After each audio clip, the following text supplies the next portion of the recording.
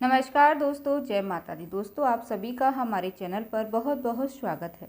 दोस्तों, आज मैं बात करने वाली हूँ हरतालिका तीज व्रत के बारे में। हरतालिका तीज व्रत की बहुत बहुत शुभकामनाएं। दोस्तों, हर साल भाद्रपद माह के शुक्ल पक्ष की तृतीया तिथि को हरतालिका तीज का व्रत रखा जाता है। कुछ नियम होते हैं हरतालिका तीज के व्रत के, वो आज मैं इस वीडियो में आपको बताऊंगी। अच्छे से ध्यान से सुनिएगा। अगर आप पहली बार व्रत रख रहे हैं तो नियम जरूर सुन लीजिएगा। कहते हैं दोस्तों, माता पार्वती ने भगवान भोलेनाथ को वर स्वरूप प्राप्त करने के लिए इस व्रत को किया था, तब जाकर उन्हें भोलेनाथ का वर स्वरूप में वर्ण हुआ था।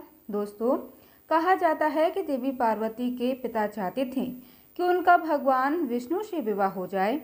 हालांकि देवी पार्वती भगवान शिव से विवाह करना चाहती थी। भगवान विष्णु से विवाह से बचने के लिए देवी पार्वती की सहेलियों ने विवाह के दिन उन्हें घने जंगल में भागने में मदद की। वहां उन्होंने भगवान शिव की आराधना की और कुछ समय बाद भगवान शिव ने उनकी भक्ति को स्वीकार किया और उनके सामने प्रकट हुए और उन्हें पार्वती के विवाह प्रस्ताव को स्वीकार कर उनसे विवाह किया था। ऐसा कहा जाता है कि हरतालिका तीज के दिन भगवान शिव ने देवी पार्वती जी को स्वीकार कर लिया था। तो इस व्रत को इस विधान से करना चाहिए कि आपका व्रत खंडित ना हो। क्या क्या नियम है यह भी जान लेते हैं। हरतालिका तीज की पूजा में माता पार्वती जी को खीरा स्वरूप चढ़ाया जाता है, फिर सूजी का हलवे का भोग लगाया जाता है। एक तो दूसरा हरतालिका तीज का व्रत निर्जला रखा जाता है, यानी कि इस व्रत में अन्न जल का सेवन नहीं कर सकते हैं। अगले दिन सुबह माता पार्वती को सिंदूर चढ़ाने के बाद ही खीरा या ककड़ी से आप इस व्रत को खोलें। अगर आप हरतालिका तीज का व्रत रख रहे हैं तो जिंदगी भर आपको रखना है, चाहे आप बीमार हो चाहे महामारी हो, लेकिन इस व्रत को कभी भी आपको नहीं छोड़ना है। हरतालिका तीज की पहली पूजा प्रदोष काल यानी कि शाम के समय की जाती है। यह वो समय होता है जब सूरज डूबता है और रात होने से पहले का समय होता है। और वीडियो में डालूंगी कि किस तरह से आपको पूजा करनी है हरतालिका तीज की, वह भी आप लोग देख लीजिएगा और कथा भी ज़रूर सुनिएगा। हमारे चैनल पर आपको कथा भी अवेलेबल होगी, कथा आप ज़रूर सुनिएगा।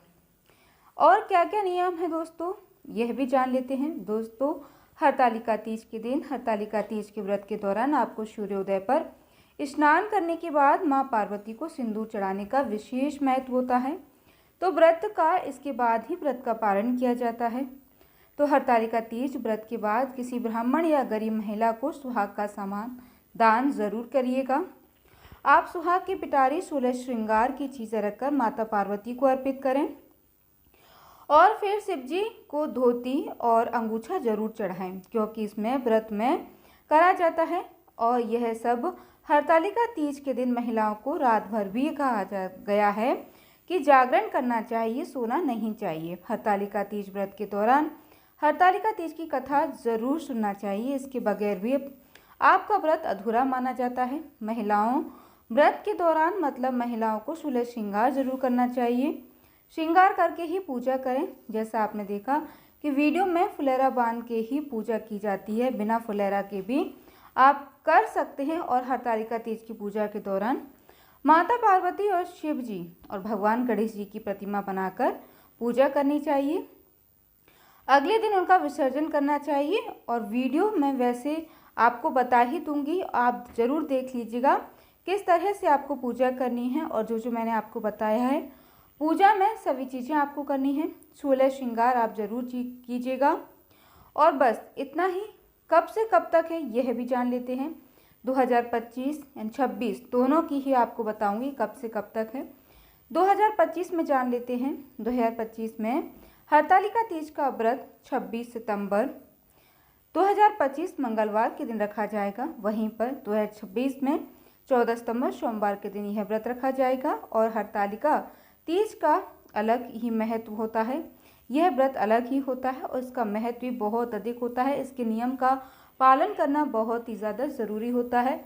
हरतालिका तीज का व्रत जो महिलाएं करती हैं, वास्तव में वो महिलाएं बहुत ही धन्य हैं और उनको नियमों का ध्यान रखते हुए पूजन करना चाहिए, भोलेनाथ का आशीर्वाद लेना चाहिए। माता पार्वती जी का आशीर्वाद लेना चाहिए और विधि विधान से पूजा करनी चाहिए। धन्यवाद दोस्तों। जय माता दी।